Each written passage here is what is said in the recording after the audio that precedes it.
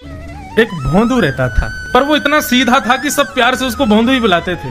गायों की सेवा करता था और जिस आश्रम में रहता था वहां के गुरुदेव शाम को प्रवचन करते थे तो सबसे पीछे बैठ के सुनता था। भोंदू को लगता था गुरुजी जो बोल रहे हैं ये बिल्कुल सत्य है, इसमें कोई झूठ नहीं है। एक दिन गुरुजी प्रवचन करते हुए बोले, यमुना के पल्ली पार भांडीर वन में ठाकुर जी गैया चराने आए। भांडीर वन का नाम सुनते भोंदू कान खड़े हो गए।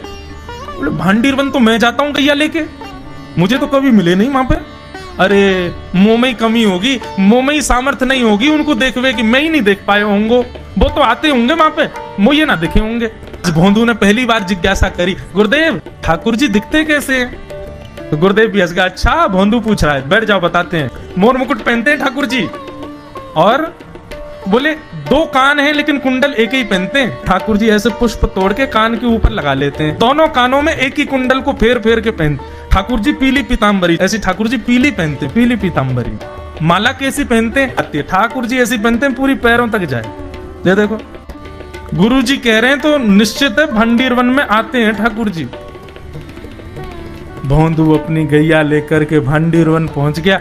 गैया चर रही थी, अब भोंदू ढूंढ रहा है, कभी वृक्ष के नीचे जाके देखे, कभी कहीं देखे, कभी ढूंढे कहीं से चंदन की सुगंधी आ जाए। गुरुजी बता रहे थे उनमें से चंदन की सुगंधी आती है, क्या पता कन्हैया यहीं कहीं हो। इतने भाव से, इतने प्रेम से और इतने भोलेपन से ढूंढने लगा ठाकुर जी को, और ठाकुर जी नहीं मिलते ना तो अपने आप को ही कोसता, मुंह में योग्यता ना होगी यही मारे ना मिल रहे, ठाकुर जी तो यही है। गुरु जी की बात गलत नहीं है, ठाकुर जी तो यही है। उसके उस सहज भाव पर, उसके उस सरल भोंदूपने पर ठाकुर जी रीझ गए। और इतने में ही भोंदू हताश, निराश, उदास बैठा था, खुद को कोस रहा था, मुंह में योग्यता ना है, मुंह ठाकुर जी मिलना है रहे। इतने में ही देखा सामने से असंख्य गायों का झुंड आ रहा है, और भोंदू ने जैसे उन गायों को देखा, ऐसी गाय कभी देखी नहीं, अलग गाय, सींग चमक रहे हैं, सींगों के ऊपर के भाग में सोने चांदी मढ़े हुए हैं, ऐसी ऐसी सुंदर सुंदर तंदुरुस्त गैया।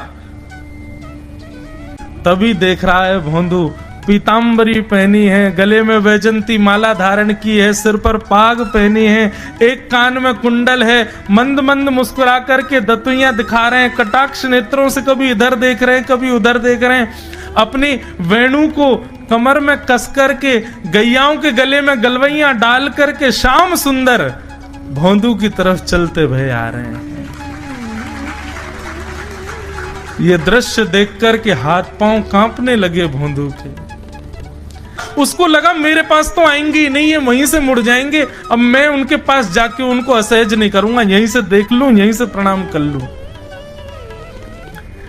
लेकिन जैसे जैसे प्रणाम करके ऊपर देखता, ठाकुर जी और पास आ रहे हैं, और पास आ रहे हैं, और पास आ रहे हैं। जैसे ही ठाकुर जी आकर के बैठे, भोंदू के पास शब्द नहीं है, हाथ पैर कंपित हो रहे हैं, उसको सूझ ही नहीं रहा करूं क्या मैं, इनके लिए क्या बिछाऊं, कहां बैठाऊं। ठाकुर जी ने अपने आप ही भोंदू के गले में हाथ डाली, अरे तेरा नाम कहा है? जैसे ही ठाकुर जी ने नाम पूछा, भोंदू अपना ही नाम भूल गया, बोले मुझे याद ही नहीं मेरा नाम क्या है, पर प्रेम से सब लोग मुझे भोंदू बुलाते हैं। अब तो भोंदू नाम सुनते ही ठाकुर जी ताली दे दे के हंसने लगे, तेरा नाम भोंदू है? बोले हाँ मेरा नाम भोंदू है। और ठाकुर जी आपको अच्छा लगा? बोले हाँ बहुत अच्छा लगा। आपको नाम कहा है? ठाकुर जी बोले तुम वो ना जाने? बोले जानू तो ना हूं, लेकिन गुरु जी ने जैसा रूप बताया वैसे ये आपको, तो आप कहीं नंद नंदन तो नहीं हो? ठाकुर जी बोले हाँ मैं नंद नंदन नहीं हूं, यशोदा जी को लाला, नंद जी को लाला। भोंदू बोलो जय हो भगवान, आज आपके दर्शन है गए। गुरु जी और सब बालकन को तो आप शायद रोज ही मिलते होंगे, लेकिन मैं ही अभागो, मुंह को आप आज ही मिले हो। ठाकुर जी बोले अब चल बात मत बनावे, जल्दी कछु खवा, मुंह को भूख लग रही है। भोंदू एक कपड़े में रोटी बांध के उसमें मिर्च और गुड़ रख करके लेके गया। 2 रोटी थी। भोंदू ने जैसे खोली, एक रोटी ठाकुर जी के सामने धर दी, एक अपने पास रख ली। बोले मैं भी तो खाऊंगा। ठाकुर जी ने बढ़िया रोटी ऐसे घुमाई और प्रेम से गुड़ खामे और रोटी पान लगे प्रेम थे, और ठाकुर जी तो चप चप करके नेक देर में पा गए। भोंदू तो भूल ही गयो, मुँह खानो भी, वो ठाकुर जी को ही देख रहा है। ठाकुर जी बोले और जोर की भूख लगी, ला अपनी रोटी दे दे। भोंदू बोलो मुँह को भी भूख लगी है। बोले अच्छा चल आधी आधी खा ले, या मैं आधी तू खा ले आधी मैं खा लूं, दोनों खा लिए। कल तो नेक्स्ट से ज्यादा सी रोटी ले आइयो, भूख ज्यादा लगे, और सुन यही समय आइयो, मिलूंगा कल भी तोते। ठाकुर जी अपने मार्ग पर चले गए। भोंदू इतना प्रसन्न है, बोले आज मुझको ठाकुर जी मिल गए। गुरुदेव के प्रवचन का समय हो गया, भोंदू पीछे जाके बैठ गया, अपने गुरुदेव को प्रणाम करे, इनकी कृपा से ठाकुर जी मिले। उसने किसी को नहीं बताया, उसको लगा सबको ही मिलते हैं भगवान, मुझे ही मिले हैं बहुत दिन बाद। दूसरे दिन भोंदू खूब सारी सामग्री रसोई घर में इकट्ठा करके जाने लगा। किसी ने जाके गुरुदेव से कह दिया कि भोंदू बहुत सारी सामग्री ले जा रहा है। गुरुदेव ने जाके कही, भोंदू इतनी सामग्री ले जा रहा हो भैया, वो भंडारो करेगो का? नहीं गुरुजी भंडारो तो नहीं करूंगा, वो नंद नंदन नाम है, वो यशोदा नंदन मदन मोहन, वो अपनी गैया चरा के आए, कल भी आए, मेरी रोटी खा गए, मैं भूखो ही रहेगा कल। या हमारे ज्यादा सी ले जा रहा हूं, बेचारे बहुत भूखे आए कल, कि उनको पेट भर जाएगा, मैं भी पा लूंगा, या हमारे गुरुजी आज ज्यादा सामग्री ले जा रहा हूं। गुरुदेव ने मन में सोचा, ये बात कोई और कहे तो अविश्वास किया जा सकता है, लेकिन भोंदू झूठ नहीं बोलता। भोंदू कभी झूठ नहीं बोलता, भोंदू की बात पर विश्वास करना ही पड़ेगा। गुरुदेव बोले सुन सुन, ठाकुर जी आए थे? बोले हाँ। अच्छा, उनका रूप कैसा था?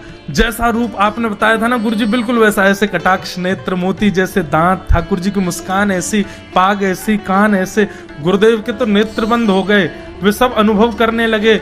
लेकिन गुरुदेव बोले रूप कैसा भी बता दे, चरण यदि इसने बता दिए तो मैं मान जाऊंगा कि ठाकुर जी थे। अच्छा तूने चरण देखे? बोले हाँ गुरुजी मैंने चरण देखे। चरण कैसे थे?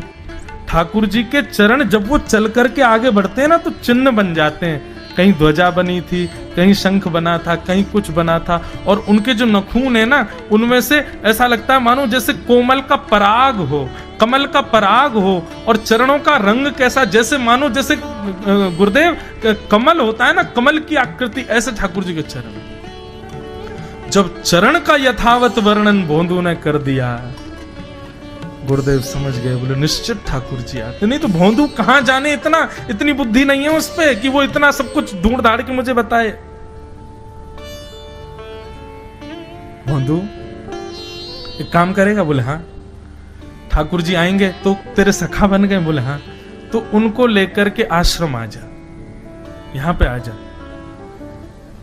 भोंदू बोला कि इतने योग्य बालक हैं, लेकिन ठाकुर जी ने किसी से नहीं कही, मुझसे कही है। अगर मैंने ये काम नहीं किया तो मेरा जीवन व्यर्थ है।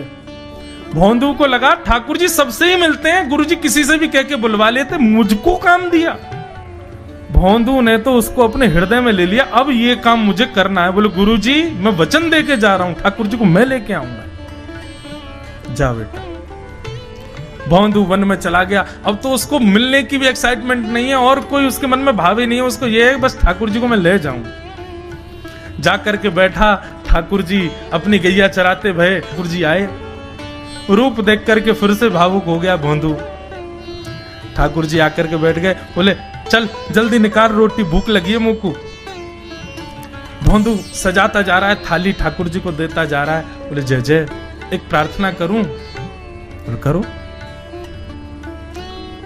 आप मेरे संग मेरे सखाओ ना आप? बोले हाँ तेरो सखाऊं तो मेरी बात मानोगे? बोले कहा आप मेरे संग आश्रम चलो गुरु जी के पास। ठाकुर जी रोटी पाते जा रहे, ठाकुर जी ने अनसुनी कर दी बात। बोले जय जय कछु कहो ना, आप चलोगे ना?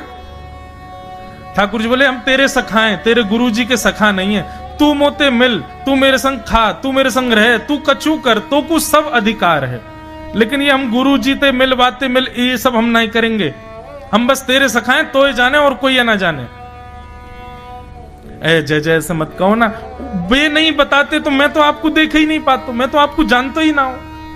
उनने ही तो मुझको बताई कि आप भांडीर बनाते हो, आपका रूप ऐसा है। उनने कृपा करके मुंह को आपसे मिलवाए हो, वही हमारी मित्रता के मूल आधार है, उनसे तो मिलवे चलो ना।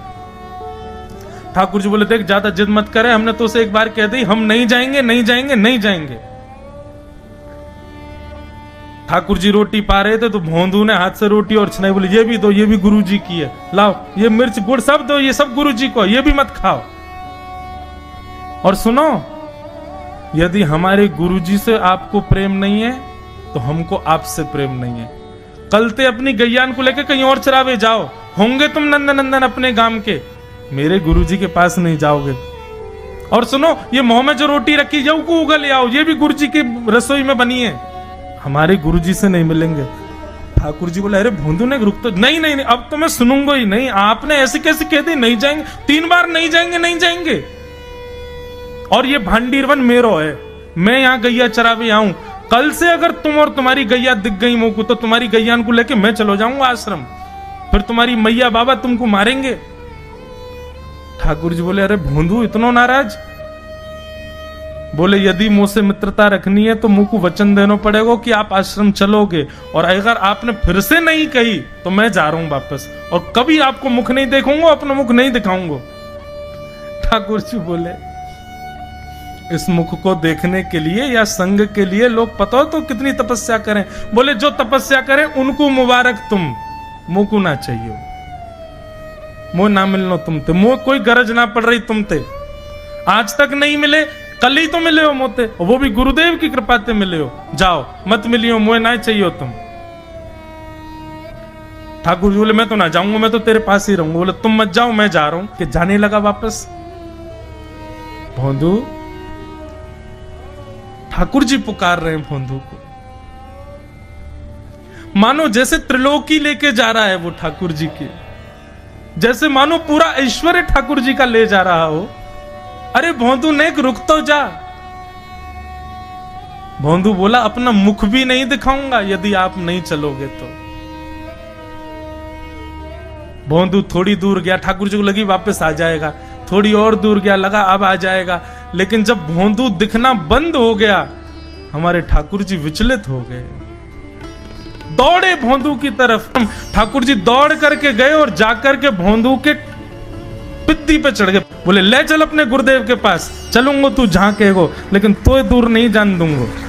और भोंदू ठाकुर जी को ऐसे ऊपर चढ़ा करके लेकर के आश्रम जा रहा है। गुरुदेव आकर के खड़े हो गए और मन में बस विचार कर रहे थे, हाथ पांव कांप रहे थे, बोले ठाकुर जी आएंगे कि नहीं। इतने में ही भोंदू आया और तभी देखा भोंदू की पिद्दी पर ठाकुर जी टंगे भय आ रहे हैं। आज गुरुदेव ने जाकर के पहले भोंदू को प्रणाम किया, बोले जय हो, धन्य है। इतनी तपस्या की, इतना भजन किया, घर परिवार त्याग दिया, वैराग्य त्याग सब हमारे जीवन में, तब भी ठाकुर जी नहीं मिले। लेकिन वारे भोंदू, तेरी सरलता, तेरी सहजता, तेरा ये निर्मल भाव कि ठाकुर जी तेरे अधीन होके यहाँ आश्रम तक चले आए।